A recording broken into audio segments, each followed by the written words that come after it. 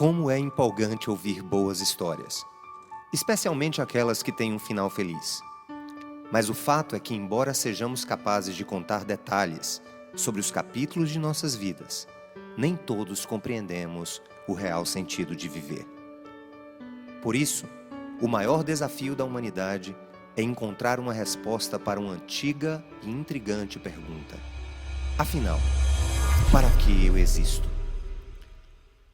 A visão cristã a respeito da história é construída sobre a confiabilidade das Sagradas Escrituras. E elas afirmam que há 3 fases que compõem o grande drama humano: a criação, a queda e a redenção. Deus nos criou para vivermos em plena comunhão com Ele e com o nosso próximo. Mas o pecado destruiu essa comunhão e nos deu como herança maldita a morte, em suas mais amplas expressões. Por causa do pecado, toda a criação foi manchada e caiu do seu estado perfeito. Como consequência, sofremos, choramos, fazemos guerras, odiamos uns aos outros, destruímos o meio ambiente, cultivamos a mentira, a corrupção, a intolerância, a discriminação e tantas outras ações e omissões que afrontam a santidade e a beleza do Criador. Por tanto amar a sua criação, e para mostrar nas eras vindouras a incomparável riqueza de sua graça, Deus providenciou um plano de resgate e de redenção para a humanidade e para todo o cosmos: o Evangelho, a Boa Nova, a soberana intervenção de Deus no curso da história para levá-la a um fim desejável. Pois Deus amou o mundo de tal maneira que deu o seu único Filho, para que todo aquele que nele crê não pereça, mas tenha a vida eterna.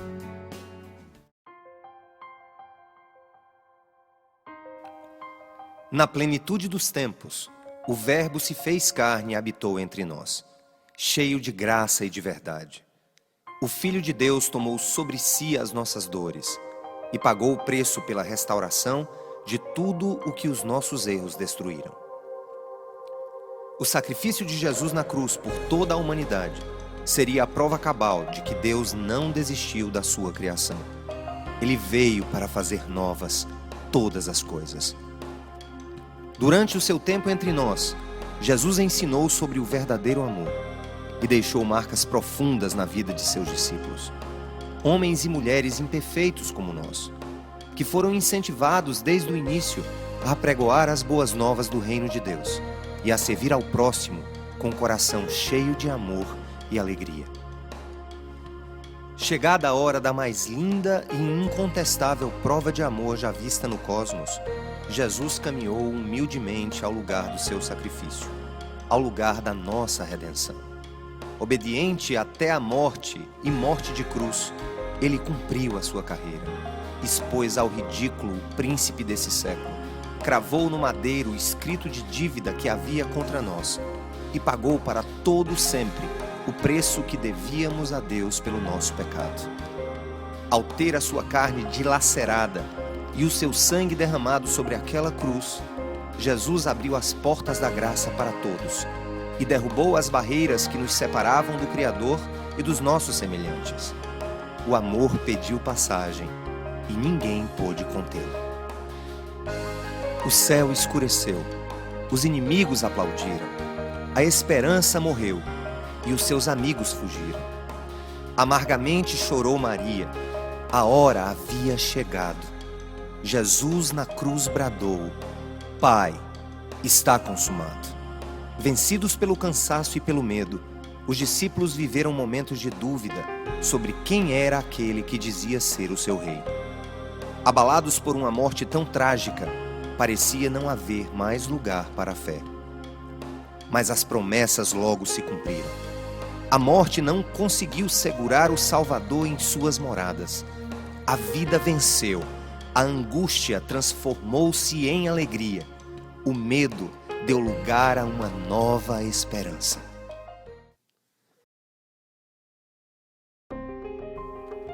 Antes de ser glorificado, o Rei dos Reis deu aos seus discípulos uma grande tarefa. Assim como o Pai me enviou, eu também vos envio. Foi-me dada toda a autoridade nos céus e na terra. Portanto, vão e façam discípulos de todas as nações, batizando-os em nome do Pai, do Filho e do Espírito Santo, ensinando-os a obedecer a tudo o que eu lhes ordenei. Vocês receberão poder quando o Espírito Santo descer sobre vocês, e serão minhas testemunhas em Jerusalém, em toda a Judéia e Samaria, e até os confins da terra. Chegado o dia de Pentecostes, os discípulos estavam todos reunidos em Jerusalém, quando o Espírito Santo prometido veio sobre eles, dando-lhes poder para iniciar a missão de testemunhar sobre o amor de Deus pela humanidade. Surge naquele dia a Igreja do Deus vivo, o corpo do qual o próprio Cristo é o cabeça, a principal agência de propagação dos valores do reino de Deus na face da terra. Em pouco tempo, impulsionados pelo Senhor, os primeiros discípulos começaram a espalhar a boa nova com coragem e com vigor. Nada era capaz de deter o avanço do Evangelho. Mas não tardou para que fossem maltratados, perseguidos, injuriados, açoitados e lançados aos leões. O mundo não era digno deles.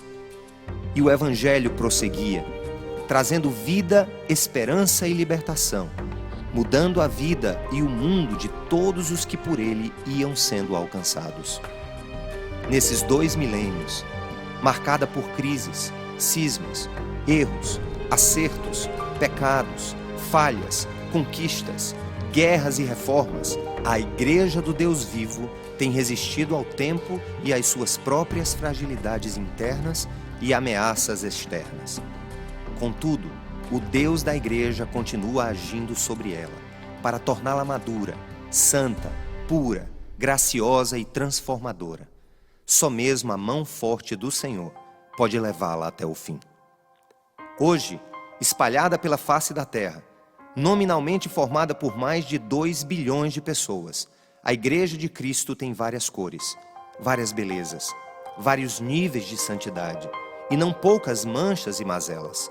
Afinal, os que a formam nem sempre se assemelham ao seu Senhor, e cada escândalo envolvendo a Igreja funciona como mais uma perda de oportunidade de exalar amor e vida. Nesse mosaico imperfeito, cada igreja, em cada bairro, em cada vila, em cada cidade, tem uma missão especial. Assim, cada igreja local tem a responsabilidade de ser e fazer tudo aquilo que o seu Senhor determinou em seus soberanos e amorosos propósitos. No ano de 2002, com a bênção da primeira Igreja Batista de João Pessoa, presidida pelo reverendo Estevão Fernandes de Oliveira, foi fundada a primeira Igreja Batista do Bessamá, na cidade de João Pessoa, capital da Paraíba, um dos estados mais pobres do Brasil. Em uma pequena capela de madeira, na beira-mar da Praia do Bessa, tendo como seu primeiro líder o pastor Hinaldo Camelo Vieira Filho, começou em 20 de dezembro de 2002 a história de mais uma agência do Reino de Deus na face da terra. Logo depois, em julho de 2004, eu, Sérgio Queiroz, fui convidado para liderar aquela pequena e jovem igreja com a minha esposa Samara Queiroz e com os nossos filhos, Sérgio Augusto, Esté e Débora. Passamos a viver intensamente um novo chamado, um novo desafio. Nenhum dos membros da comunidade, nem mesmo eu, poderia imaginar o que estava prestes a acontecer. João Pessoa é uma cidade linda, uma das mais arborizadas do mundo, repleta de belezas naturais e de edificações inspiradoras, terra de gente hospitaleira e um dos mais promissores destinos para aqueles que querem viver em uma cidade pacata e tranquila, sem abdicar das comodidades de um grande centro urbano. Entretanto, como qualquer outra cidade do Brasil, está marcada pela criminalidade, pela pobreza, pela violência, pela destruição familiar e pelo alto consumo de drogas. Mas o que a Igreja de Jesus tem a ver com isso?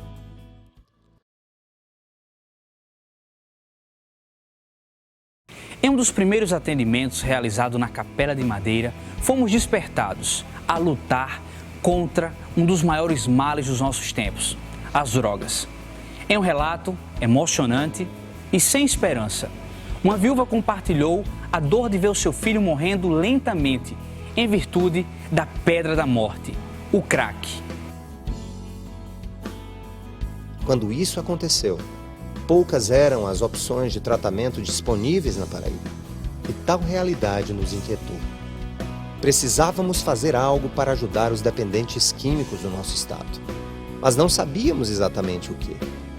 Tomados por um desejo profundo de fazer alguma coisa, decidimos construir um centro de reabilitação para dependentes químicos, mas precisávamos de um terreno para isso.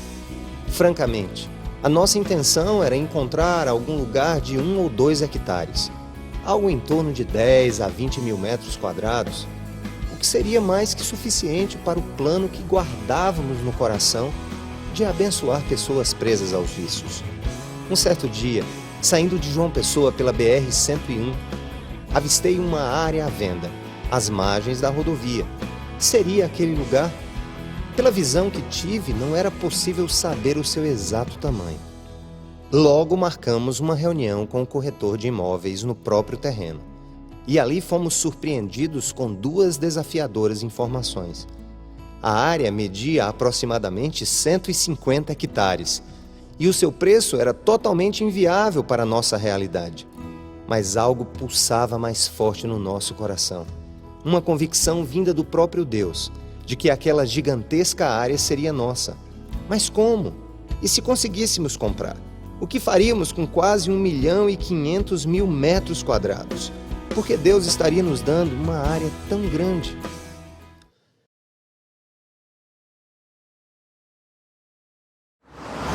Em reuniões contínuas com a liderança da igreja, chegamos à conclusão de que o Senhor da história desejava que realizássemos algo além das nossas forças, além dos nossos sonhos, além das nossas capacidades, além dos nossos recursos e experiências, além do que uma igreja normalmente faz. Algo que só seria possível caso o próprio Deus fosse à nossa frente. Surgiu então o plano inicial de construirmos uma cidade naquele lugar. Isso mesmo, uma pequena cidade, um lugar de refúgio, de esperança, de restauração, de comunhão e de inclusão. Uma cidade sem barreiras raciais ou sociais. Um lugar especial onde ex-presidiários pudessem ser treinados e reinseridos na sociedade. Onde crianças carentes pudessem ter uma educação de qualidade. Onde idosos fossem acolhidos com amor e respeito. Onde dependentes químicos encontrassem o caminho da restauração. Sem falar em áreas dedicadas ao esporte, à arte, à cultura, ao lazer, à tecnologia, à educação superior e ao desenvolvimento de soluções para os grandes males da humanidade. Um lugar de praças e trilhas, de florestas e montes, de repouso e trabalho, de estudo e lazer. Um lugar de inspiração e de vida. Uma linda propriedade cortada pelo maravilhoso Gramame, rio cujas águas abastecem boa parte da grande João Pessoa. Lançamos então o projeto Cidade Viva, no ano de 2004, para a glória do Deus vivo e para o bem da humanidade.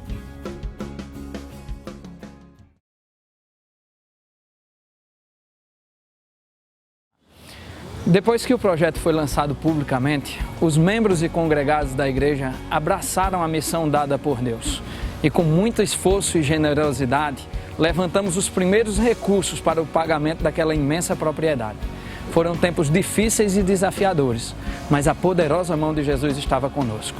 Em cerca de 4 anos, a Cidade Viva estava completamente paga. Um verdadeiro milagre. O crescimento da comunidade foi explosivo a partir do lançamento do projeto. A ideia de vivermos juntos um cristianismo integral, voltado à restauração de todas as áreas da existência humana, por amor a Deus e ao próximo, serviu como mola propulsora para o nosso envolvimento com a cidade e com os nossos semelhantes. Vários ministérios voltados à transformação social foram iniciados nesse período, e centenas de pessoas começaram a se render ao chamado de Jesus. Por essa razão, ainda nos últimos meses de 2004, mudamos as nossas celebrações dominicais para a quadra de uma grande escola da cidade. Começava ali a nossa peregrinação em direção à nossa terra prometida. Entre 2004 e 2007, nos reunimos em diversos lugares, clubes, salões de festa, quadras e até num shopping center. Isso nos ajudou a entender que nós é que somos o templo do Deus vivo e não os prédios onde nós nos reunimos. Paralelamente, e mesmo sem termos um lugar fixo para as nossas reuniões e atividades, começamos as obras da Cidade Viva. Assim, com muitas dificuldades financeiras, iniciamos a construção dos seus primeiros equipamentos. Um moderno centro de reabilitação para dependentes químicos e a reforma de um antigo casarão, que passou a servir como nosso centro de treinamento ministerial. Para gerar recursos e divulgar o projeto, gravamos no Teatro Santa Rosa, em João Pessoa, o primeiro álbum da nossa comunidade, com a participação de centenas de voluntários. Foram dias inesquecíveis. A nossa falta de experiência foi suprida pelo esforço de toda a comunidade. Deus, mais uma vez, mostrou-se presente e ativo, dando-nos lindas canções e infinitas razões para continuarmos sonhando e trabalhando duro. Enquanto gastávamos os nossos limitados recursos com a construção dos primeiros equipamentos sociais da Cidade Viva, continuávamos sem um lugar fixo para as nossas atividades em João Pessoa. Mas Deus estava preparando uma nova surpresa para nós. Um empresário paraibano, sabendo das ações sociais que estávamos desenvolvendo e confiando na idoneidade do nosso projeto, resolveu construir um imenso prédio para nos alugar. Um lugar formidável, perto do mar e da nossa antiga capela de madeira. Espaço que serviria como sede de todo o projeto, até que fôssemos, pouco a pouco, edificando a nossa querida Cidade Viva. Assim, em dezembro de 2007, inauguramos o Centro de Convenções Cidade Viva, prédio com um auditório para 1.500 pessoas, além de diversos outros espaços destinados ao desenvolvimento das nossas atividades. Começamos ali um tempo de consolidação das nossas ações na cidade. Para melhor desenvolvermos a nossa missão, instituímos em 2008 a Fundação Cidade Viva, braço social do projeto Cidade Viva, que tem atuado em presídios,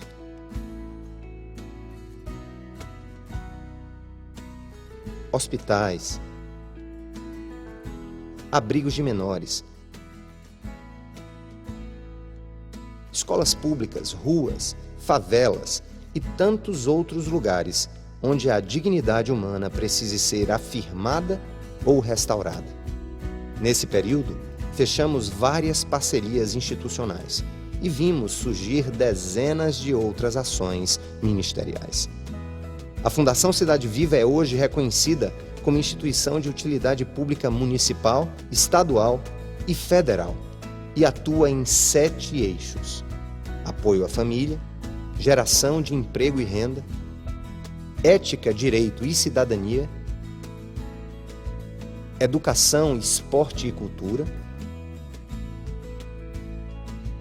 saúde,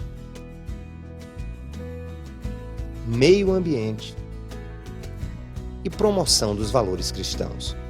Em 2010, iniciamos a Escola Internacional Cidade Viva, braço da Fundação Cidade Viva voltado à promoção de uma educação de alto nível e cuja missão é educar líderes que transformarão o mundo.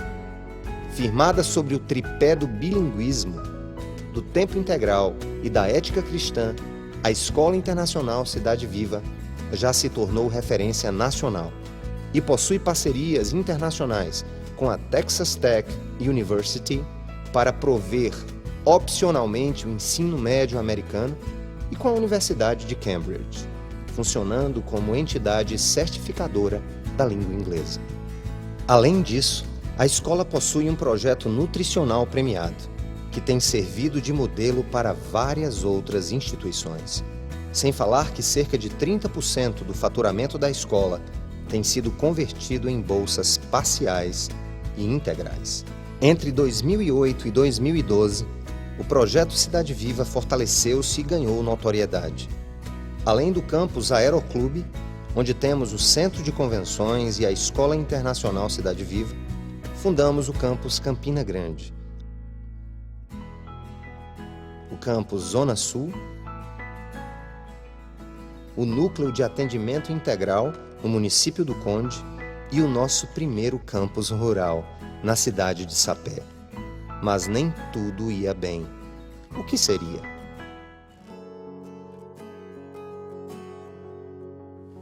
No final de 2012, percebemos que a Fundação estava drenando todas as nossas forças e que a igreja não estava tendo a devida atenção. De tanto nos envolvermos com os problemas da cidade, fomos nos tornando meros ativistas sociais. Precisávamos voltar ao primeiro amor. Não deveríamos esquecer que a nossa relação com Deus e com os irmãos é o forte fundamento de todas as nossas ações. Em razão disso, começamos um processo sistemático de retorno aos objetivos estratégicos do projeto Cidade Viva. E para isso, buscamos o fortalecimento espiritual da igreja. Assim, decidimos que o ano de 2013 seria o ano da transição. Naquele ano, realizamos várias séries de mensagens e os efeitos delas já começavam a ser percebidos na comunidade. Começamos a investir mais intensamente na comunhão dos membros, através dos nossos grupos de conexão. E em meados de 2013, gravamos no Centro de Convenções Cidade Viva o nosso segundo álbum. Uma nova melodia começava a nos envolver. Mas 2013 também foi um ano de grandes lutas e provações, talvez o mais difícil da nossa história. Em alguns momentos, eu mesmo pensei em desistir de tudo. Deus não desiste de seus planos. Após as grandes turbulências que enfrentamos em 2013, entramos em 2014 com a esperança renovada. E após uma reunião de planejamento que tivemos nos primeiros dias do ano, nós entendemos que estávamos sendo negligentes com a terra que o Senhor nos deu e de onde tiramos o nome Cidade Viva. O que estávamos fazendo com aqueles milhares de metros quadrados que o Senhor nos entregou? Impulsionados por Deus, retomamos os objetivos iniciais do projeto e também na edificação espiritual dos nossos membros e congregados.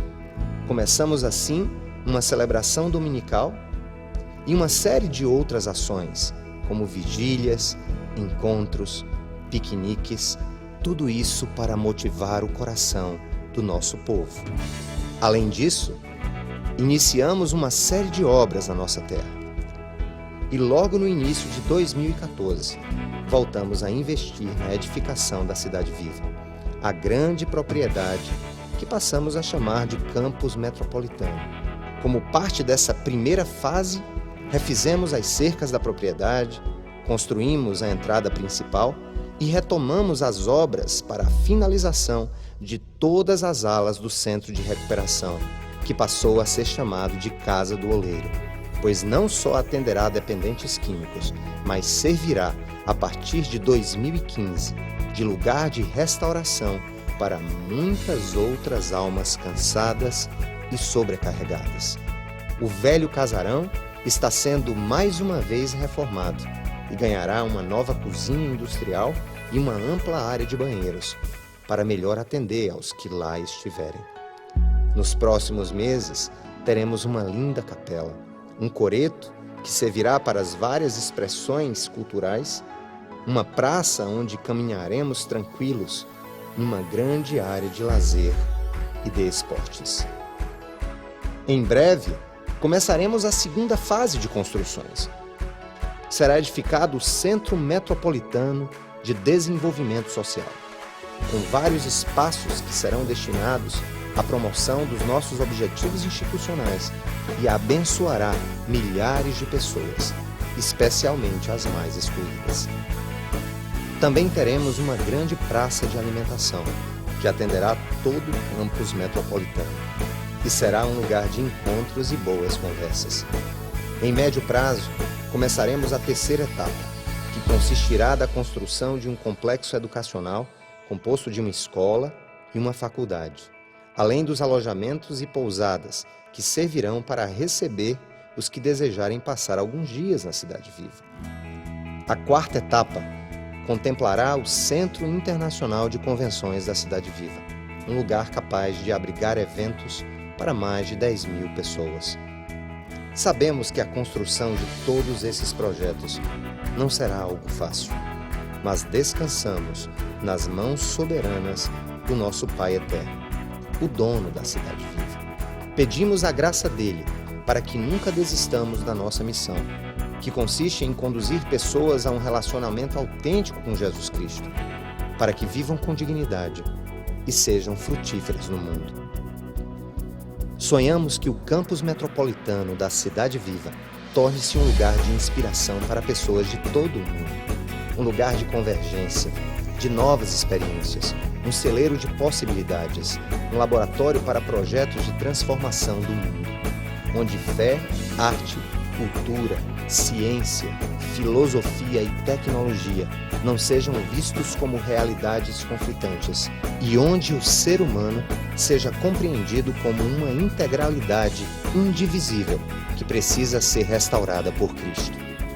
Afinal, segundo Abraham Kuyper, fundador da Universidade Livre de Amsterdã e ex-primeiro-ministro da Holanda, cuja obra tem influenciado profundamente a Cidade Viva, não há um único centímetro quadrado em todos os domínios de nossa existência sobre os quais Cristo, que é soberano sobre tudo, não clame, é meu. Desse modo, temos a visão de ser uma comunidade capaz de influenciar João Pessoa, a Paraíba, o Brasil e o mundo a viverem o cristianismo bíblico de maneira relevante em seus contextos socioculturais, para a glória de Deus e para a alegria da humanidade. Isso nos move a continuar caminhando, sabendo que os obstáculos serão imensos, mas nunca maiores do que o grande doador de sonhos. Que venha a próxima década, pois estamos apenas começando.